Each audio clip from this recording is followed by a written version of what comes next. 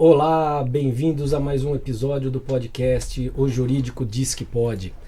Meu nome é Leandro Bolsonaro e, como vocês já sabem, nos encontramos todas as quintas-feiras em todas as plataformas de áudio de podcast que vocês podem consultar aqui nessa telinha que está na frente, nesse monitor que está na frente da nossa mesa, e também no YouTube.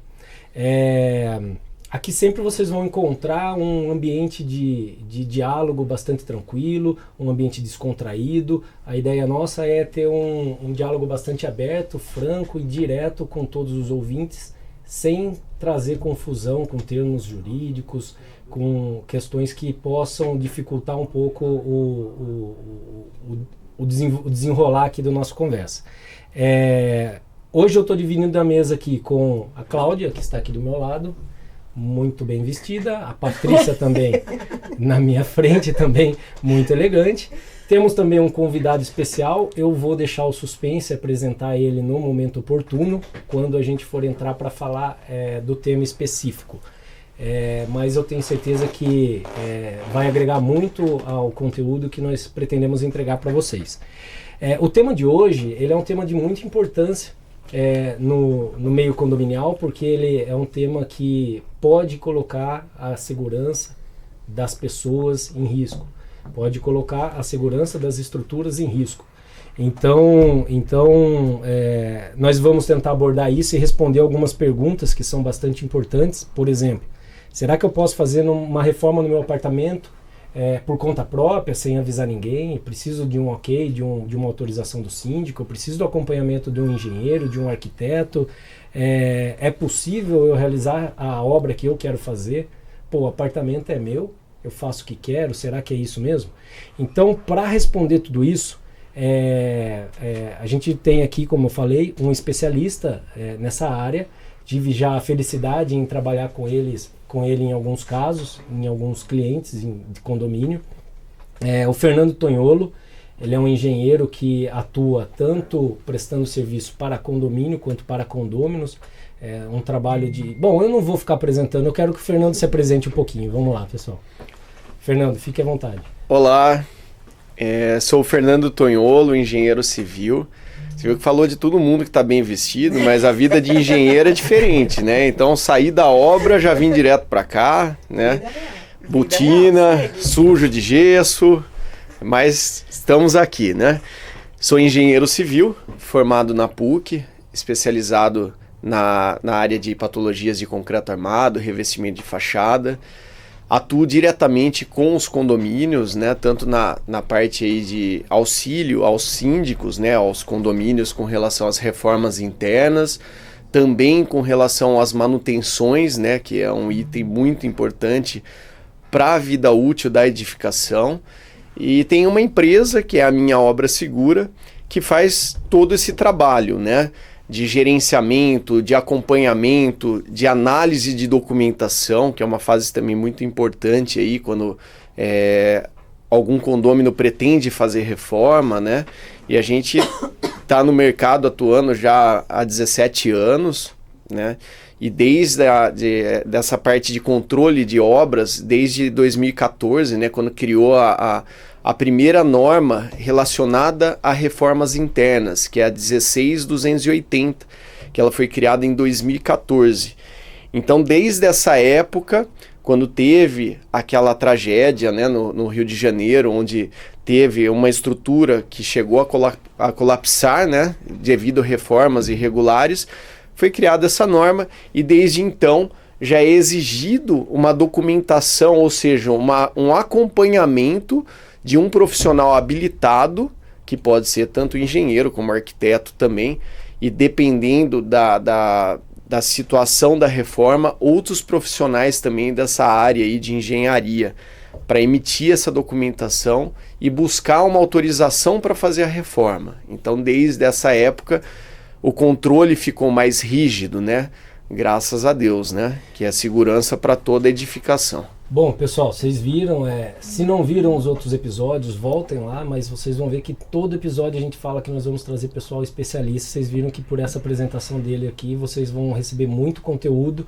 Era uma introdução e ele já começou entregando muita coisa, vocês viram, né? Já deu uma pequena aula.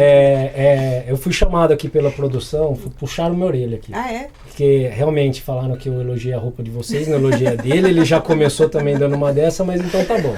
Não falei da roupa. Deu o troco.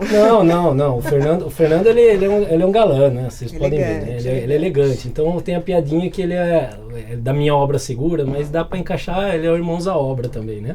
Você já viu naquele... Bom, pessoal, eu acho que é isso. Devidamente feitas as apresentações, eu acho que a gente pode começar a evoluir aqui no sentido da gente começar a debater todos os assuntos. Bora né? lá, vamos nessa. Fernando, ele explicou aqui pra gente a origem da NBR 16280, deu essa informação histórica, o que deu origem a ela, mas, Fernando, explica pra gente qual que é a diferença de uma ART, uma RRT, quando é necessário uma ART, quando é necessário um alvará, existe alguma questão específica para isso? Depende de prefeitura para prefeitura? Sim, são situações distintas, né? Então, uma situação exigida pela NBR 16280 é a questão da responsabilidade técnica, né? Que é a emissão do laudo com croquis, memorial descritivo, ART ou RRT, tá? Qual que é a diferença básica aí, né? A ART é verdadeira, a RRT é falsa? Não, as duas têm validade. O que vai dizer se qual a utilização daquela documentação vai ser a atividade que é preenchida nessa documentação, né? Então, assim, dentro de uma ART, que é a anotação de responsabilidade técnica, você tem, por exemplo, atividade que pode ser a elaboração de um projeto, a elaboração de um laudo, a execução de uma reforma. Então, essa que é a grande chave do negócio. O que você está contratando aquele responsável técnico? Para ficar responsável por qual atividade? Então, tudo isso faz parte de um preenchimento que você vai exigir ali para aquela situação, para aquela atividade. Então vai depender da obra que vai ser feita. Depende da obra que vai ser feita. Por exemplo, você não pode utilizar uma ART de projeto para executar uma obra. Por quê? Porque você tem um responsável pela elaboração daquele projeto. Ou seja, você não tem um responsável pela execução da obra. Então são atividades distintas. Na maioria das vezes, nas reformas, nas pequenas reformas que a gente considera dentro dos apartamentos, a gente exige que a ART ou RRT seja emitida com atividade execução de obra. Tá. Para a gente realmente ter o responsável por aquela execução. Tá? Nem importa muito para a gente a questão do projeto, a responsabilidade do projeto, mas sim para quem está executando aquela obra, quem é o responsável pela execução daquelas intervenções, daquelas modificações dentro do apartamento. Por exemplo, uma coisa que é muito comum de acontecer nos condomínios é piso. Trocar o piso ou colocar um piso sobre o outro. Que tipo de documento que o morador precisa ter? Seria RT, RRT? O que o síndico tem que exigir desse morador? Ele vai poder colocar um outro sobrepeso sobre aquilo? Precisa ter um estudo sobre isso? Como é que funciona? Sim, funciona assim. Primeiro, o profissional que é contratado, que é quem vai emitir a documentação ART ou RRT, ele tem que ter o conhecimento de toda a edificação, ou seja, todas as informações necessárias para ele ficar responsável técnico por aquela atividade, ele consegue, por exemplo, no manual do síndico, que vai dizer o tipo da edificação. Então ali existem informações, por exemplo, se a alvenaria é estrutural, ou seja, se a própria alvenaria suporta a edificação, ou seja, ela faz parte da estrutura ou não, o tipo de hidráulica, as passagens de hidráulica, a carga máxima que aquela laje resiste, tudo isso são informações que tem no próprio manual do proprietário. Tá. E aí o engenheiro contratado, o que ele faz? Ele vai fazer essa análise. Então ele vai pegar, por exemplo, o peso específico daquele piso, que já é existente. Aí ele vai calcular mais o peso do piso que vai colocar sobre o outro piso. E aí, fazendo essa conta, ele vai ver se está dentro do limite da laje ou não. Passando, estando ok, e a laje suportar aquela carga adicional daquele piso, porque pode ser, às vezes, não um piso cerâmico, né? Pode ser um granito, você pode trocar, colocar um granito mais espesso, que tem um peso específico maior. E aí, isso é avaliado pelo engenheiro. E aí, a partir do momento que ele atesta que aquela laje aguenta aquele peso adicional, ele emite a ART. O que padroniza para a gente, para o síndico, ter um conhecimento maior, saber exatamente o que ele vai ter que exigir a RT ou não? É a norma técnica, que é 16280. Você viu que eu já decorei. Sim. E é um tipo de norma que, assim, todo síndico deve saber, ter conhecimento e também fazer a leitura constante das atualizações que ela tem. E aí é um problema, porque nem sempre a gente tem um síndico que tem esse senso de comprometimento. Por isso que a gente chega naquele ponto, né? É importante sempre o síndico ter também um engenheiro de confiança para fazer esse trabalho para o condomínio, para dar esse suporte. É muito técnico, foi um ponto que o Fernando colocou aqui na apresentação dele, né? Essa documentação é importante que vá para um engenheiro contratado pelo condomínio para fazer análise, porque nem sempre a documentação está feita de maneira correta e o síndico tem capacidade técnica para identificar aquilo. E normalmente nem todo condomínio, o proprietário de apartamento também tem todas as informações corretas. Não tem, e tem o problema também de não ler o manual do proprietário, porque o manual do proprietário tem muitas informações de como proceder com as reformas, o que perde garantia, o que não perde, o que pode ser mexido, o que não pode. Então, assim, o que eu falo? Inclusive, para os meus colaboradores, eu também sempre peço que faça isso. A gente pega um condomínio novo em implantação, primeira coisa que tem que fazer é estudar projeto, estudar manual do proprietário, porque lá tem muitas informações, e embora pareça ser sempre iguais, mas sempre tem uma diferença aí em função do sistema construtivo que foi utilizado. Hoje a gente tem assim vários elementos da edificação que foram evoluindo, né? Materiais mais sofisticados, né? Mudanças do tipo de alvenaria e tudo isso daí, se você não for se atualizando, você não vai conseguir executar uma obra bem feita. Então você tem, primeira coisa, até para avaliar a documentação, é conhecer a sua edificação. Primeiro de tudo. Primeiro de tudo. Saber se tem pilar e viga ou se é alvenaria estrutural, porque isso muda muito o que você vai liberar para fazer a reforma ou não. E na NBR, o que ela fala para gente? Ela dispensa a emissão de ART, né? Em alguns casos, como por exemplo, pintura simples do apartamento, box, armários, elétrica, pequenas mudanças de elétrica, nem instalação de luminária, troca de espelhinho de acabamento de elétrica. Então, esses itens, a própria norma já dispensa, né, de você exigir. Isso já vem escrito RT. na NBR, né? Que assim, a NBR, como ela é uma padronização, ela tem uma escrita bem técnica, na verdade, né? Então, assim, mas dá para entender porque existe uma tabela para isso. E como que ela coloca lá na norma? Ela coloca pra gente assim, os serviços e se precisa ter uma empresa capacitada ou não. E dentro dessa empresa capacitada para executar, aí você tem um link falando que essa empresa tem por obrigação emitir ART. Então é daí que a gente chega na conclusão do que precisa e o que não precisa de ART. Piso cerâmico, porcelanato, troca de revestimento, quebra, inclusive a utilização de pequenos marteletes, aqueles que são do tamanho de furadeira, que embora não gere impacto na estrutura, né, porque ele é só para retirada do revestimento que está assentado ali na parede, ele precisa constar na RT. E precisa também ter um plano de reforma falando até das ferramentas que vão ser utilizadas. É por conta da vibração? Por conta da vibração, exatamente, e da forma de utilização. E é ali nesse material que nós, engenheiros, especificamos como vai ser a utilização disso. Qual a ferramenta que vai ser utilizada, inclusive tempo, horário, né? Seguindo também o regimento interno, os horários que você pode trabalhar, os materiais, como que vai ser o recebimento desse material, como que você vai armazenar esse material na laje, que você não pode colocar ele tudo de uma forma concentrada num ponto único para não gerar uma carga concentrada. Então tudo isso aí é o papel do engenheiro, né, que fica responsável técnico. Mas você precisa de alguém para saber avaliar tudo isso daí para ver se é válido, né? Por isso a questão da importância da RT que você falou de execução, né? Porque o engenheiro de projeto, ele vai entregar o projeto aonde que esse material vai ser armazenado, né? Coloca ali. Exatamente. Põe naquele cantinho da sala ali. ali onde não... São compromete atividades muita coisa. distintas e tem que ter o responsável. Então, assim, normalmente as reformas que a gente analisa não impede da gente aprovar, porque assim, na mesma ART, na mesma documentação, você pode ter várias atividades ali daquele profissional. Ele pode descrever que ele está responsável pela emissão do laudo, também nessa mesma ART que ele está responsável pelo projeto e também pela execução.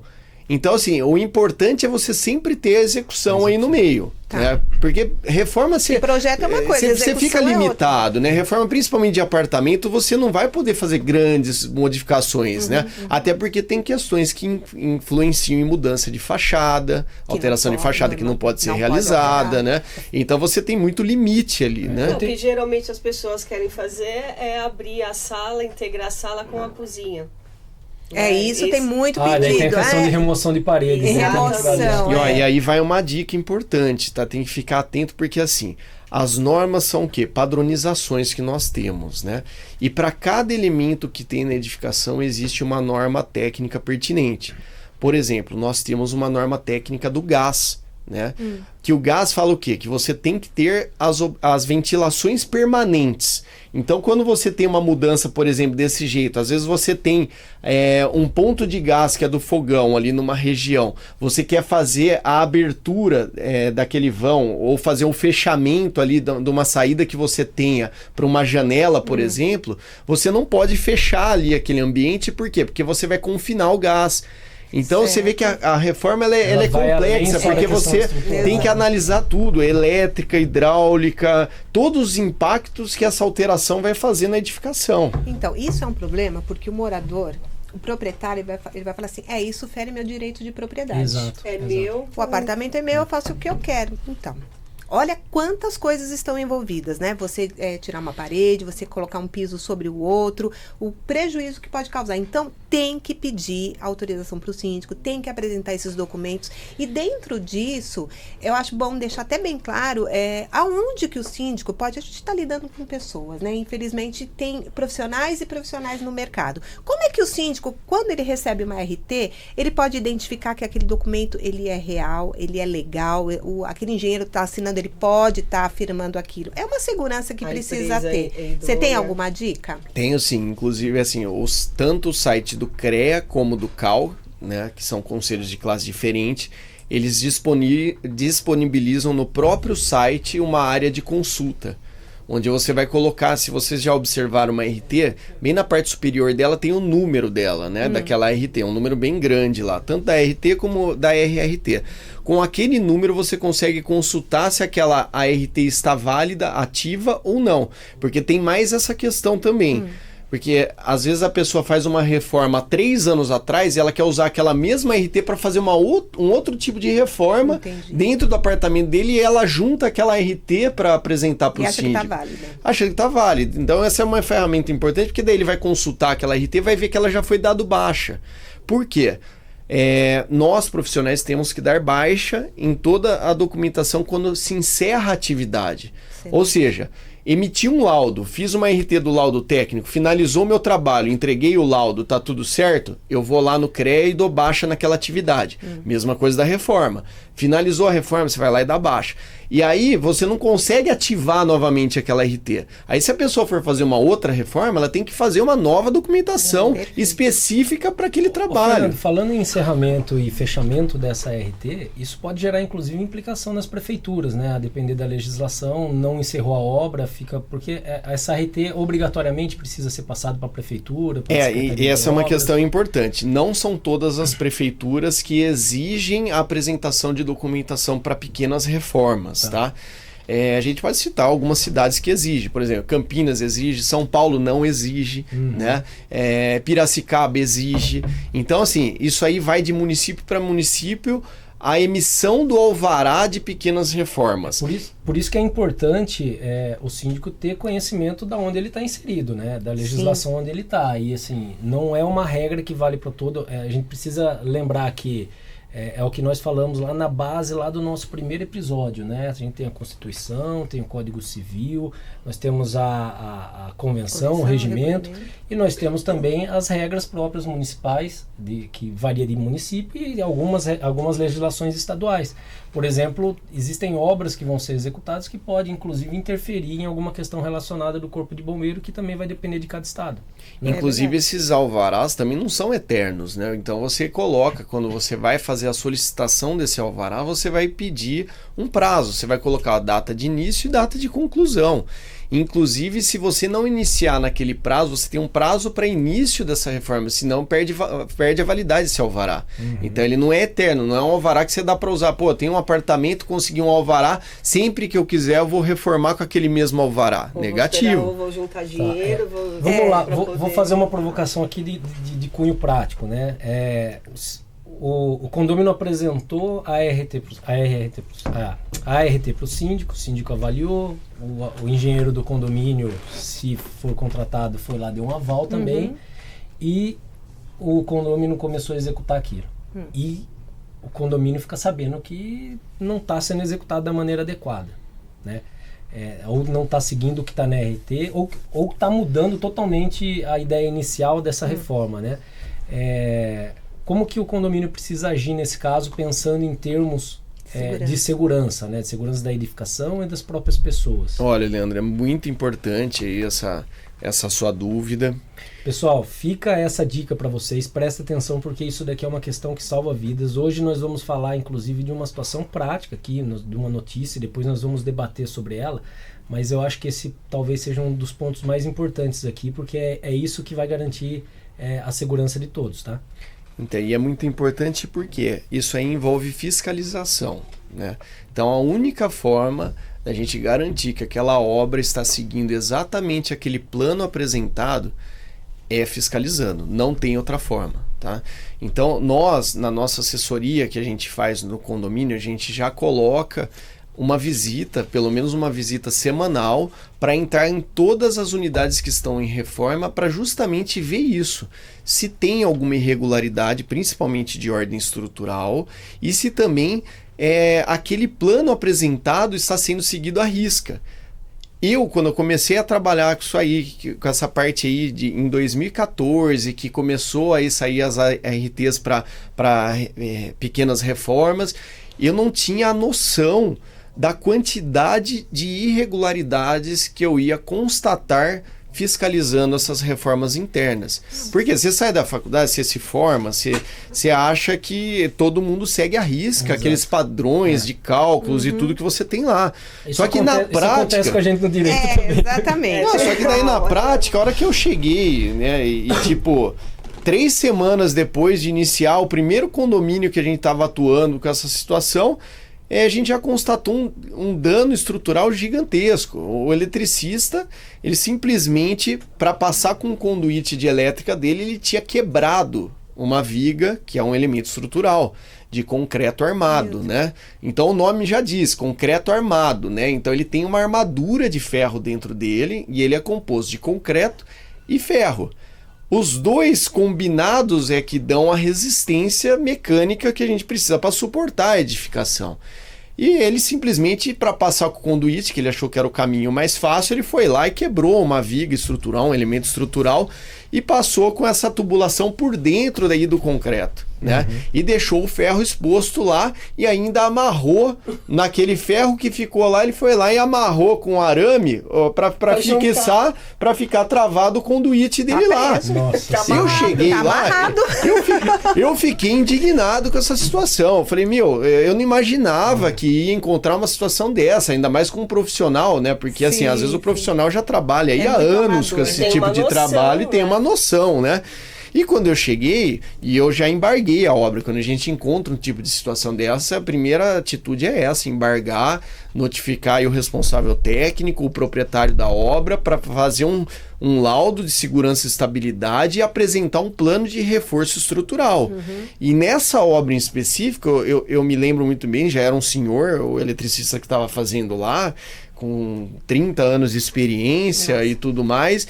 E eu falei, você não pode, como que você me quebra uma viga, né? Não, doutor, fique tranquilo que o ferro tá lá, eu quebrei só o concreto, o ferro tá ali ainda. 10 anos que eu faço assim, né? Fica tranquilo. Não, isso aí não dá nada, fica tranquilo, porque tá bem perto aqui do pilar, fica sossegado. Eu falei, não é assim que funciona, deixa eu explicar para você. Concreto trabalha junto com o ferro, então um tem resistência de tração e outro com pressão. Então os dois têm que estar lá e a obra foi embargada. No caso desse embarga a obra, faz o reforço de estrutura. Daí ele teve que acionar um engenheiro calculista que fez um laudo de segurança e estabilidade, apresentou como que seria o reforço daquela viga. No caso, como era uma situação bem crítica essa daí, a gente notificou também a construtora e o calculista da edificação para apresentar para ele o que tinha acontecido naquela reforma. E aí fez o plano de recuperação, executou, ali acabou usando para recomposição aí dessa área de concreto uma argamassa estrutural que tinha uma resistência superior do concreto, ou seja, um trabalho gigantesco. Para esclarecer, isso foi aonde que aconteceu? Foi dentro da unidade? Dentro de uma unidade privativa. Reforma, pequena reforma. Mudança de elétrica, para mudança de ponto de tomada, essas coisas. Nós tivemos um caso recente num condomínio que o Fernando atende, que eu também, que a síndica me enviou uma foto, eu falei, conversa lá com o Fernando que ele é o mais capacitado para dar essa resposta para você, mas a foto era isso. Era lá é bloco? Bloco estrutural, nesse prédio é bloco estrutural. Fez um corte, vários cortes na parede. Em diagonal ainda, atravessando a parede fora a fora. Ou seja, o elemento estrutural ali foi embora, né? Porque é a parede ali que faz a sustentação da laje. Não, e é bom lembrar que o condômino que faz isso e causa um prejuízo, ele tem responsabilidade civil, né? Sim. Quiçá criminal, dependendo do dano que ele causar, por conta de fazer isso sem um aparato técnico. Então, e por incrível que pareça, assim, como a gente atende bastante condomínio, principalmente em implantação, toda semana tem uma obra embargada. Infelizmente, isso é mais comum do que todos imaginam. E tem que ficar de olho, tem que fiscalizar. É a única forma de garantir a segurança, porque assim, todas essas ARTs, né, quando a gente pega em uma situação irregular, né, de dano estrutural, quando você pega a documentação do apartamento, tá linda, maravilhosa, inclusive o profissional coloca lá, proibido corte em elementos estruturais, proibido alteração em alvenaria estrutural, não pode cortar, não pode rasgar, não pode furar. Tá escrito lá, tá escrito em letras, normalmente em letras garrafais, né?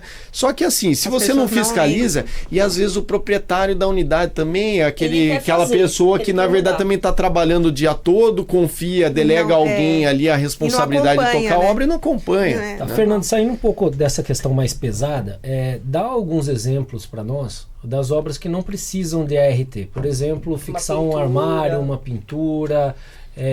que tipo de instalação de gesso? A norma isenta, né, da emissão da ART, essas situações de pintura simples, né, que a gente fala, por que simples, né? Qual que seria uma pintura complexa, né? Pintura que precisaria de uma ART seria aquela que você tem que descascar a parede, que você tem que usar marreta, talhadeira. Então essa daí é uma pintura diferenciada. Mas a pintura simples, que é massa corrida, gesso, pintura com latex, textura, grafiato, instalações de espelho, box, armários, né, armário planejado, fixação de quadro. Essas pequenas intervenções não precisa da RT. Tá, legal. Pessoal, antes da gente entrar na notícia, eu queria pedir... para todos aí se inscreverem no canal, ativar o sininho, compartilhar e curtir tudo que a gente tem o nosso canal aqui, para ele chegar para mais pessoas e a gente cada vez mais conseguir trazer conteúdo desse nível aqui para vocês. Nós vou fazer uma leitura aqui de uma notícia daqui a pouco, Fernando, e daí nós vamos continuar esse debate, né? Porque eu acho que talvez a gente trazendo isso para a realidade, tornando um pouco mais palpável com uma notícia, as pessoas vão conseguir compreender mais ainda a importância de tudo isso. Então essa é uma notícia que nós vamos trazer. Daqui a pouco vai entrar uma vinheta e a gente vai fazer uma leitura bem breve dessa notícia, talvez só um resuminho ali, mas ela saiu numa rede de notícias aí bastante grande, no UOL, E é sobre justamente uma reforma que foi feita de maneira equivocada com a violação de uma parede estrutural, tá bom? Pode rodar a vinheta aí e vamos para o momento notícia ler.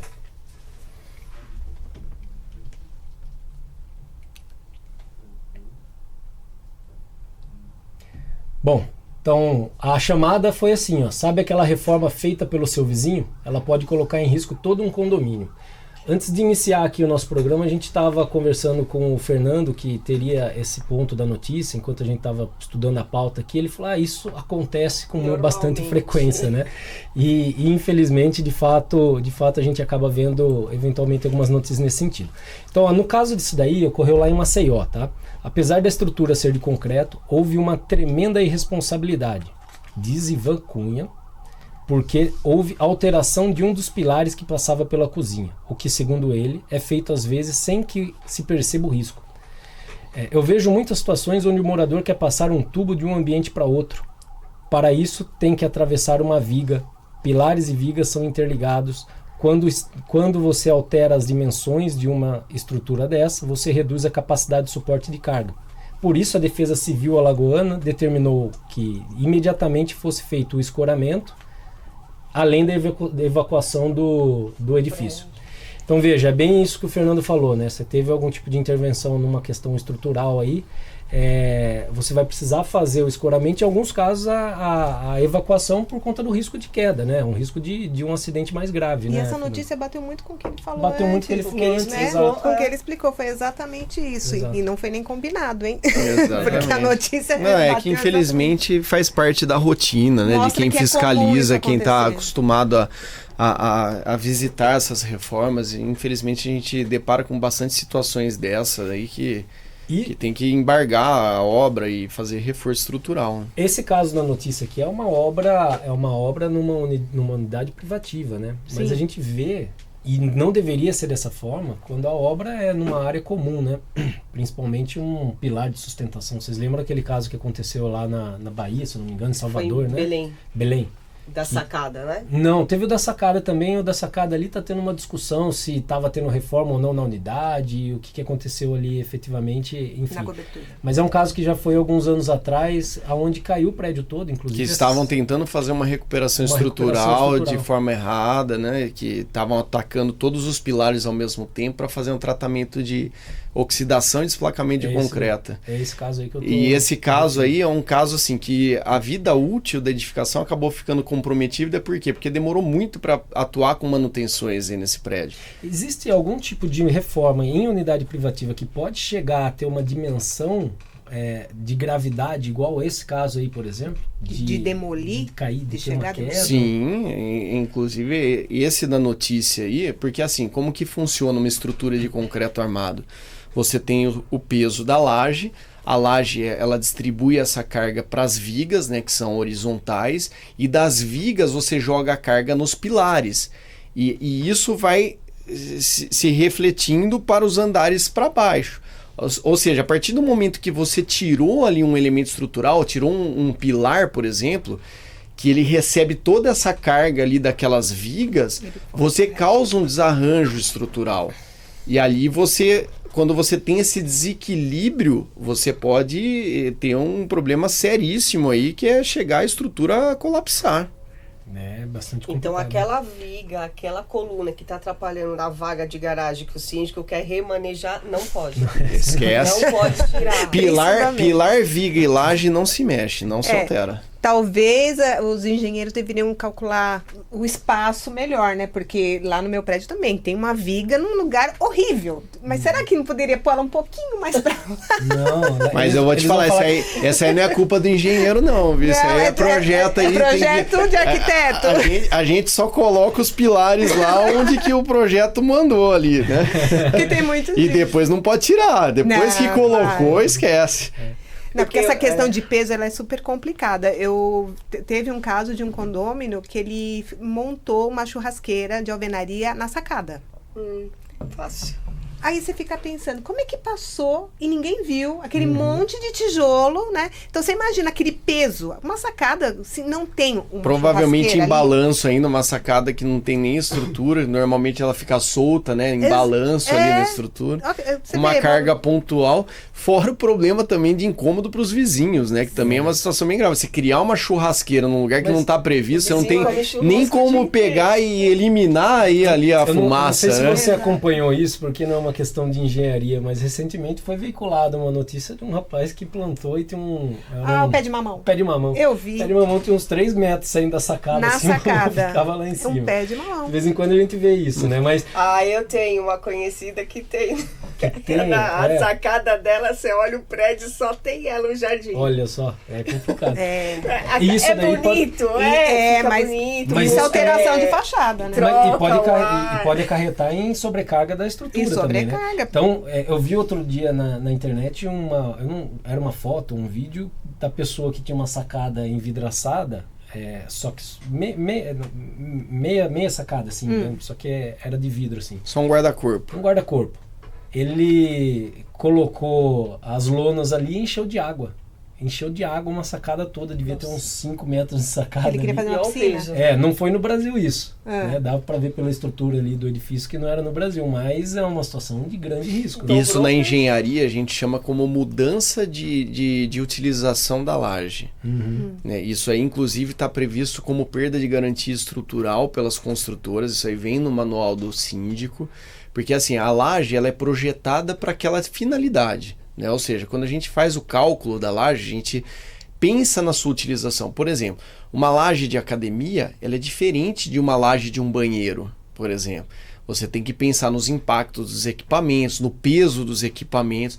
Mesma coisa numa sacada. Ela não foi projetada, a não ser aqueles prédios modernos que o pessoal tem feito, projetado para isso, já vem no projeto. Então essa laje, você vê que ela tem uma laje mais espessa justamente para aguentar essa sobrecarga. Por isso que né? em alguns casos, apesar de visualmente ser um consenso geral do condomínio que o envidraçamento total da sacada ficaria legal, muitas vezes barra numa questão estrutural, né? Estrutural, e exatamente. Envidraçamento de sacada não pode sair fazendo sem aprovação em assembleia, porque caracteriza mudança de fachada, e também não pode ser levado para a assembleia sem uma validação do calculista da edificação, porque você realmente tem um aumento de peso. Principalmente para o lado que você vai correr com aquelas folhas, porque você vai ter uma carga concentrada naquela região.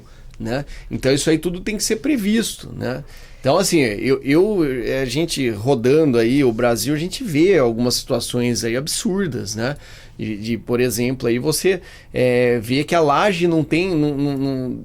visualmente ela não suportaria ali uma carga, porque é uma laje já em balanço, com já um monte de patologia de concreto armado, oxidação de ferragem, e síndico levando para aprovação para fazer envidraçamento de sacada dessa daí, sem uma validação estrutural. Fernando, você falou uma coisa importante antes sobre perda de garantia. Eu não sei se você tem essa experiência, se você tiver, seria legal colocar aqui pra gente. Quando é entregue o imóvel, né, a edificação, os apartamentos, seria importante fazer uma vistoria, contratar um engenheiro para poder aproveitar a garantia da construtora para ver se naquele prédio, não estou falando nem de área comum, estou falando da unidade privativa, de se fazer uma vistoria dentro daquela unidade para ver se está tudo ok, se está tudo direitinho, para não ter que fazer uma reforma e perder a garantia da construtora. Sim, importantíssimo, tá? Então assim, tudo que você puder fazer com um profissional, que é quem tem uma visão mais técnica, que vai tentar identificar ao máximo os chamados vícios ocultos, né? É muito válido. Então, assim, a gente sempre é contratado por condomínio e também por unidades privativas, buscando aí exigir ali realmente ali a qualidade naquilo que está se comprando, né? Então, por que isso? Por que é importante contratar um profissional? Porque é o profissional que vai fazer algumas medições, né? Às vezes, a olho nu, você olha ali aquela parede, tá ok, o piso está tudo certo, mas você não tem parâmetro técnico para avaliar se aquela base foi bem feita, se aquilo lá, quando você colocar o piso, se ele não vai soltar todo porque não tem uma resistência superficial, tá com falta de aderência. Então, assim, é o profissional que vai identificar isso, porque muitas vezes, infelizmente, quando você identifica tardiamente esses problemas, você vai ter um gasto muito grande. Sim. Você vai ter que arrancar, tirar todo aquele revestimento, às vezes, que você colocou porque a base estava ruim. E quando você recebeu, você não tinha um conhecimento técnico para receber aquilo, né? E pela sua experiência, você já viu muitos vícios construtivos, assim, logo na entrega? O apartamento novinho, zerinho. Ó, eu faço, ó, inclusive ontem eu estava fazendo um de condomínio novo. E assim, não quer dizer... construtora boa não tem problema, construtora ruim que dá um monte de problema. Então, assim, os vícios, os problemas construtivos acontecem, tá? E muitos, né? Por quê? Porque, infelizmente, na construção civil, a gente tem uma rotatividade muito grande de mão de obra. Às vezes, a gente tem pessoas que não são qualificadas, que executam algumas atividades. Você tem a questão dos materiais também, que os materiais... O aço e o ferro também, se eles economizam, dá problema também, não Sim, dá não só na economia, mas também na qualidade desses materiais, né? Na validade dos materiais, que às vezes não é atendida. Então, assim, você pega, às vezes, empreendimento novinho, que assim, dava para você identificar num recebimento de chave ali, por exemplo, que aqueles revestimentos da parede iam soltar em algum tempo, né? Então é um teste muito simples que você faz de percussão. Você vai lá, você bate, você vê que tem ponto solto com som cavo, já é um assentamento falho. E ali você já tem parâmetros para você reprovar o recebimento daquele revestimento. Resumindo, não é só o projeto, é projeto, execução, material. Projeto, execução, material. No caso do material mesmo, o que é muito grave? Porque, assim, por exemplo, uma argamassa de assentamento de revestimento, se você pegou para usar ela de manhã, você colocou água ali no caixote, misturou ela e não gastou aquela massa e deixou para utilizar ela depois do almoço, ela começa a endurecer. E aí qual que é o problema disso daí? Aí o cara não vai jogar fora. O profissional que está lá, se ele jogar fora, o encarregado dele vai chegar e falar, pô, mas você está desperdiçando tudo material? E aí o que ele faz? Ele vai lá e coloca um pouco de água. Mistura de novo. Deixa eu aproveitar isso aqui. Só que aí, ao mesmo tempo que ele pega, ele vai amolecer aquela massa, o fato de você incluir mais água ali naquela mistura, você enfraquece de tal maneira que aqueles revestimentos que estão sendo assentados ali não vai ter aderência. Ele não vai chegar ali, não vai atingir a resistência. O material e acabam fazendo dessa então forma. Então assim, você entende, são muitos cuidados que você tem que ter e às vezes você não tem uma equipe para ficar fiscalizando tudo isso aí a todo momento, em todos os andares, em todas as horas. E às vezes é incrível, né? Recentemente eu tive uma experiência sendo feita uma vistoria num determinado local e a construtora veio e falou assim, não, mas nunca teve um desplacamento de piso nosso em nenhum empreendimento nosso. Eu falei, você sabe que eu sou advogado daquele outro condomínio que é seu, né? E você sabe o problema que a gente está tendo lá, né?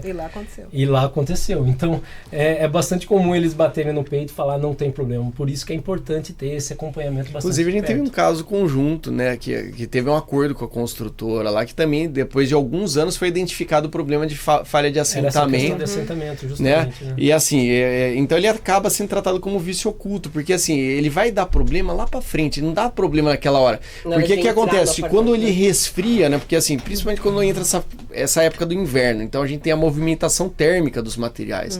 Então durante o dia tá aquele calor absurdo, aí de madrugada já entra aquele frio, já tem aquela mudança drástica ali de temperatura, e aí você tem a movimentação térmica do material. Sim. Não teve aderência, aí ele desplaca, daí parece um negócio de fantasma, né? Que começa de madrugada, cair um monte, cair tudo. Aí a pessoa fica apavorada, falando, nossa, o prédio tá caindo.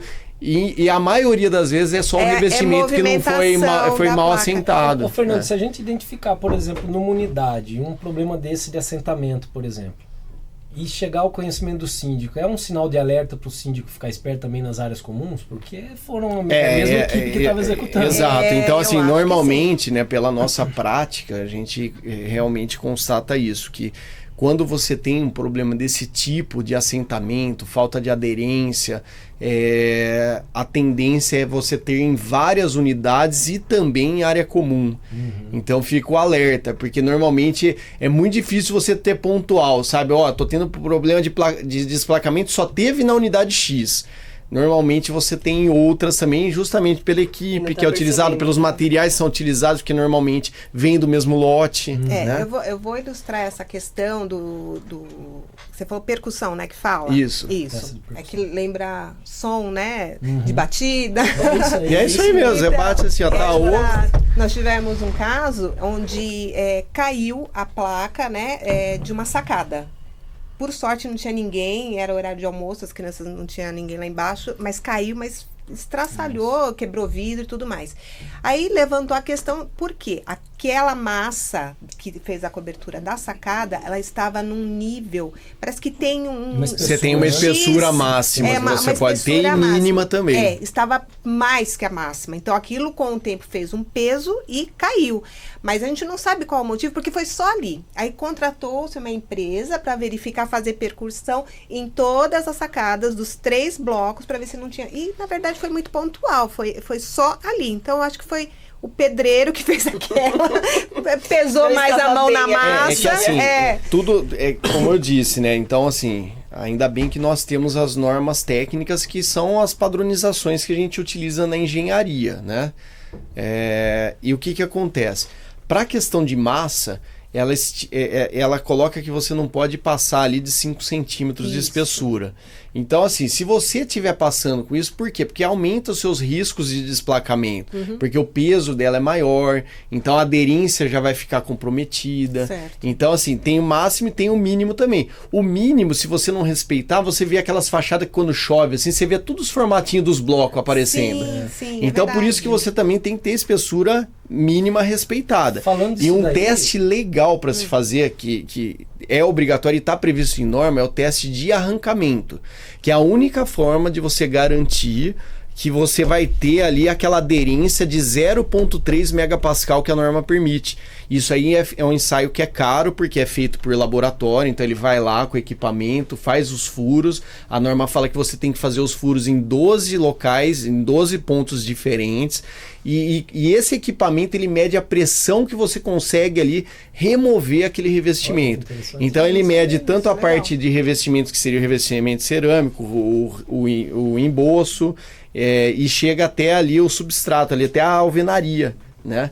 Então ele chega até aquela parte e ele diz pra gente, nesses 12 furos, quais atingiram a resistência mínima, que é de 0,3 megapascal. Então, assim, gente, norma a gente tem bastante. E esses ensaios, inclusive, a norma fala que você tem que fazer de pano, de trecho em trecho. Na verdade, você, durante a execução, você tem que ir fazendo também, que é justamente para garantir o ensaio ali, né? Aquela resistência. E aí, se você não tem essa resistência, pra gente na engenharia é uma fachada condenada. Então eu já condenei várias fachadas porque não atingiu o mínimo, porque às vezes você tem um problema, você não tem o problema ali naquele momento, você tem só numa parte, mas você tá com tudo comprometido porque não tem resistência no restante. E aí nesse momento você chama a construtora para fazer o reparo, porque vai estar dentro da garantia. Exato, aí você tem que ver alguns prazos. Às vezes nem está vai morta, dar depois de 5 anos, né? Por isso que é importante sempre ter um trabalho conjunto ali. Exatamente. Engenharia, logo que condomínio. entrega, ou dentro desse prazo. Porque assim, você pode ter alguma perda também de resistência em função de falta de manutenção também. Por exemplo, uma fachada que você nunca fez rejuntamento dela. Aí não tem aí perdão, você tem né? infiltração entrando ali direto. Então isso aí também compromete. Então assim, você vê que a garantia e a manutenção, elas andam de mão dadas. Juntas, é verdade. Né? Se você não tiver ali uma manutenção no prédio, você não vai conseguir exigir de ninguém.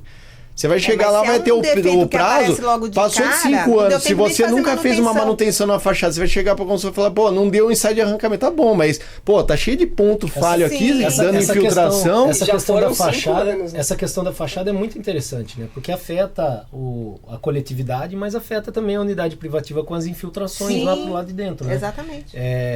Eu vi um caso que foi curioso, eu nunca tinha visto, na verdade, esse teste, que para verificar os pontos de fissura, de infiltração, foi usado um sistema de térmico, né? De identificar onde está mais azulzinho aqui, deve ter ponto de infiltração aqui.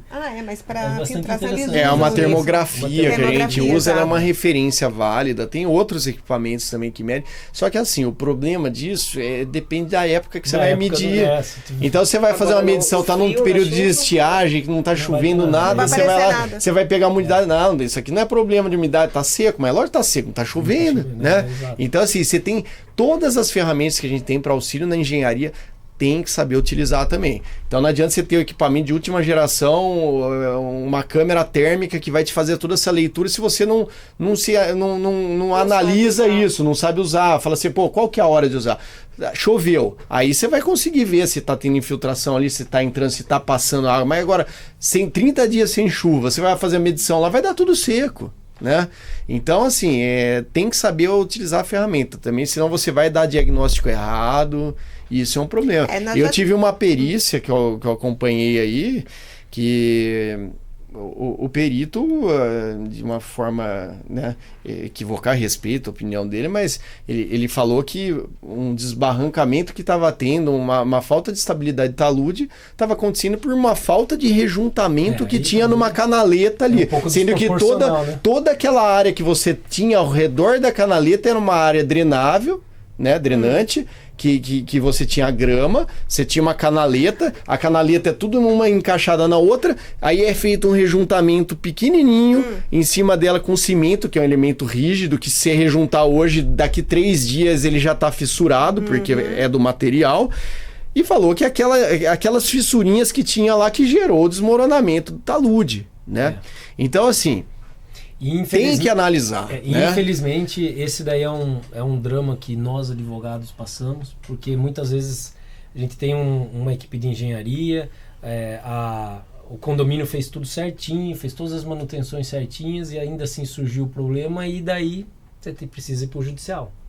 E muitas vezes no judicial você tem um perito que pode ter uma interpretação muito equivocada. Totalmente Então diferente é muito da complicado, realidade, né? Por isso que eu costumo sempre orientar os meus clientes, e eu acredito que todos fazem isso, a tentar esgotar ao máximo as vias extrajudiciais possíveis, né? Porque o judicial você tira da mão da possibilidade de você tentar resolver o problema, mas às vezes é a única saída. Né? Mas e tem que ter assistente técnico contratado pelo condomínio. Não adianta também o síndico ir lá, eu vou acompanhar sozinho a perícia. Não tem jeito. Isso aí você tem que ter alguém até para debater de igual para igual. Né? Gente, perícia eu nem acompanho perícia técnica de engenharia, porque o advogado vai lá para atrapalhar. Atrapalha. Mas você imagina, acabamos de fazer toda a impermeabilização e pintura de um prédio. Tudo certinho. Só tem uma unidade com umidade. É a única, de 300 e tantos apartamentos. Aí ela falou que a culpa era do condomínio, porque a pintura não foi bem feita, porque a impermeabilização não foi bem feita. Chamamos a empresa, fizeram... Gente, não é da pintura, não tem fissura, não tem isso aqui. Ela entrou com processo. Nós chamamos um perito, ele foi lá e falou, não, isso aqui é de dentro da unidade. Mas é um quarto, não passa cano. Gente, é um mistério. É um mistério. Aí a moradora entrou com ação, até no juizado. Mentira, não foi no juizado, porque senão teria perícia. Entrou na justiça comum. E foi feita a perícia e o perito falou que não é do condomínio, é de dentro da unidade. Mas da onde, né? Gente, eu até agora não entendi. É o chão do quarto. Diz que é do calor de dentro, por conta da ventilação e tal, porque de fora não podia ser. De fora foi feita a perícia da empresa que pintou. Mas era a umidade que apareceu ou era mofinho assim? Umidade, assim, de estragar o armário. Nossa. Nossa, Não me pergunta cano porque... abstrato. Às vezes, assim, o que acontece também é ter algumas mudanças de projeto no meio do caminho e a construtora não apresentar as-built também. E às vezes você tem uma surpresa desagradável, tem um cano ali passando nessa região. Então já aconteceu.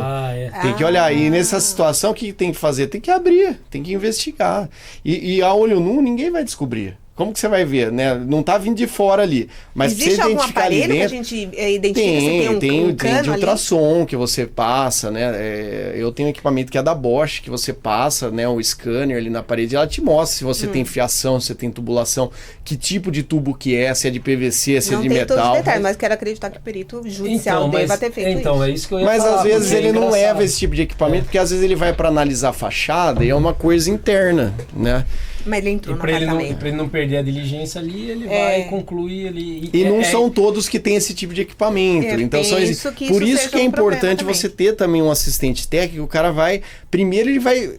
Para você entrar no caso dela, né? Para ela entrar com o processo, no meu ponto de vista, ela tinha que ter um laudo de um engenheiro. Ela não tinha mais. Então, ela deveria ter, porque daí ele faria análise até para não passar vergonha, porque você viu, não era nenhuma situação do condomínio, era interna dela, né? Mas e aí esse próprio profissional, né? já investigaria ali na hora. O perito falou que não é da parte externa, né? É da parte interna. Ela não se convenceu e entrou com a ação. E o perito falou que é do problema interno. Papo super bom, né? Você viu como voou? Nossa Senhora. Já estão muitos itens ainda. Não, né? daria pra dias gente e dias. gravar uns 4, 5 programas hoje aqui facilmente, né? Porque o tempo voa, o papo flui, mas estamos chegando no final. Eu queria agradecer em nome aqui de toda a equipe que está na mesa, a presença do Fernando. Ele contribuiu muito, certamente. Eu vou rever esse episódio com várias vezes, porque eu vou ser responsável pelo menos umas 15 visualizações aqui nesse episódio, porque o conteúdo, o volume de informação que foi passado é muito válido, muito rico, né? Então gostaria de agradecer o Fernando aqui. Vou dar um presentinho aqui em nome da nossa equipe. Muito obrigado. É uma canequinha. Aqui é para você não esquecer nunca mais da gente. Tá surpreso. Nossa, que surpresa. Já cheguei pedindo já minha caneca. A primeira coisa que eu vi, foi, mas cadê a do engenheiro? Tá aí, você achou que fosse... Já falou que eu vim mal vestido, né? Você não ia sair daqui sem caneca, pode ter certeza. Gente, então, se inscrevam lá no canal. Fernando, missão sua, então, entrar no carro. A missão sua hoje vai ser entrar no carro, procurar o nosso canal, se inscrever lá, curtir, compartilhar com todos os seus clientes para assistir isso daqui, que é extremamente válido. E vocês aí em casa também, e quem está nos ouvindo, dentro do carro, no fone de ouvido, aonde tiver, não deixe de nos seguir, compartilhar com seus amigos, colegas, inimigos também, inimigos, né, também. Sim, todo mundo. Então, pessoal, só para relembrar, o podcast nosso, ele é multiplataforma, então YouTube, Deezer, Amazon. São muitas plataformas. Nossa, são muitas. O Google Play. Google Play não, tem o podcast o Google tem podcast, o podcast do Google também. Enfim, em todas as plataformas de podcast nós estaremos disponíveis para ser ouvido. Em algumas delas você consegue baixar e escutar a gente offline caso esteja no campo sem sinal de internet. Gostaria de lembrar então que o nosso episódio sempre vai ao ar às quintas-feiras, às 19 horas. E para lembrar, para a gente acabar com o nosso coro, né? Obrigado, até a próxima, porque aqui o jurídico diz que pode.